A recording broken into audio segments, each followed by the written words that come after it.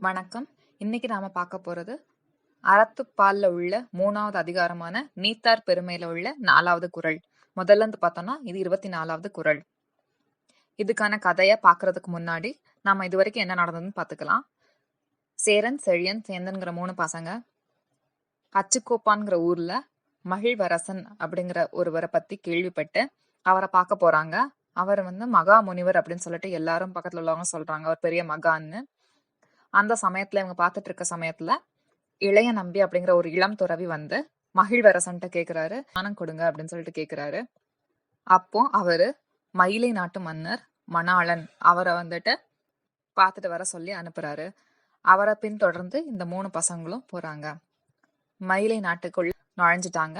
நுழைஞ்சதுக்கு அப்புறம் கோட்டை வாயில்ல வாயிற்காப்போன் இருக்கான். அவர்கிட்ட இந்த மாதிரி சொல்றாரு இளைய நம்பி, நாங்க அரசரை பார்க்க வந்திருக்கேன் அப்படின்னு சொல்லிட்டு.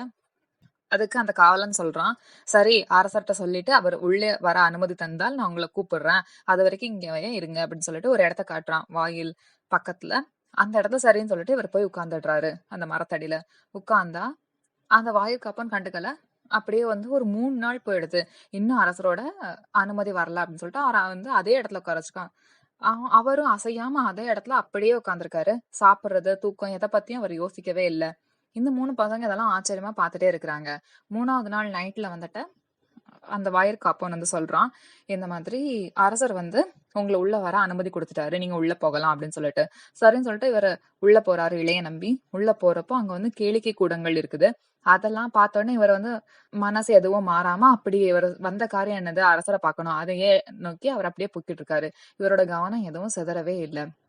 அவர் எதுவும் டிஸ்ட்ராக்டும் ஆகாம அப்படியே போய்கிட்டு இருக்காரு. போய்கிட்டு இருக்கப்போ அடுத்ததா என்ன வருதுன்னா, ஒரு பெரிய சாப்பாட்டு கூடம் வருது.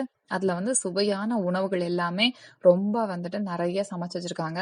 அங்க இருந்தவங்க எல்லாரும், நீங்க ஒரு துறவின்னு பார்த்தோன்னே வாங்கய்யா சாப்பிட்டுட்டு போங்க அப்படின்னு சொல்றாங்க. இவர் அதையும் பொருட்படுத்தாம, இல்ல நான் அரசரை தான் பார்க்க வந்திருக்கேன், நான் அரசரை தான் போய் பார்ப்பேன் அப்படின்னு சொல்லிட்டு அவர் அப்படியே முன்னேறி போய்கிட்டே இருக்காரு. அடுத்தது அரசருடைய தர்பார் வந்துருது. வந்த உடனே அங்க அரசர் இருக்கிறாரு. வந்த உடனே இவர் வரவேத்து இளைய நம்பிய பார்த்து சொல்றாரு அரசரு, நீங்க ஞானம் கிடைக்கிறதுக்காக வேண்டி மகிழ்வரசனை தேடி போனீங்க. மகிழ்வரசன் என்னைய நோக்கி அனுப்பியிருக்கான். ஆனா உங்களுக்கு ஞானம் சொல்லி தர வேண்டிய அவசியமே இல்லை. ஏன்னா நீங்க ஏற்கனவே ஞானம் பெற்றுட்டீங்க. நீங்க துறவரம் அப்படிங்கிற நிலத்துக்கு விதை போன்றவங்க, துறவரத்துக்கு சரியா இருக்கிறீங்க அப்படின்னு சொல்லிட்டு அவன் சொல்லி அனுப்பி வச்சிடுறான். அந்த இளைய நம்பியும் சரி நான் போய் மகிழ்வரசனை சந்திச்சுக்கிறேன் அப்படின்னு சொல்லிட்டு விடைபெற்று போயிட்டாரு. இதை பார்த்தா அந்த 3 பசங்களும் ரொம்ப ஆச்சரியமா பார்த்துட்டு இருக்காங்க. எப்படி இதெல்லாம் மன்னருக்கு தெரிஞ்சது அப்படின்னு சொல்லிட்டு இவங்க யோசிச்சுட்டு இருக்காங்க. அது எப்படி தெரிஞ்சது அப்படிங்கறத நம்ம நாளைக்குள்ள கதையில பார்க்கலாம். இன்னைக்குள்ள குறள் என்னன்னா, உரனென்னும் தோட்டியான் ஓரைந்தும் காப்பான் வரனென்னும் வைப்பிற்கோர் வித்து. அதற்குடைய பொருள் என்னன்னா, அறிவு என்னும் அங்குசத்தினால் ஐம்பொறிகளாகிய யானைகளை அடக்கி காப்பவன் துறவரம் என்னும் வீட்டிற்கு அல்லது நிலத்திற்கு விதை போன்றவன். சரி, நாளைக்குள்ள கதையில மீண்டும் சந்திக்கலாம். நன்றி.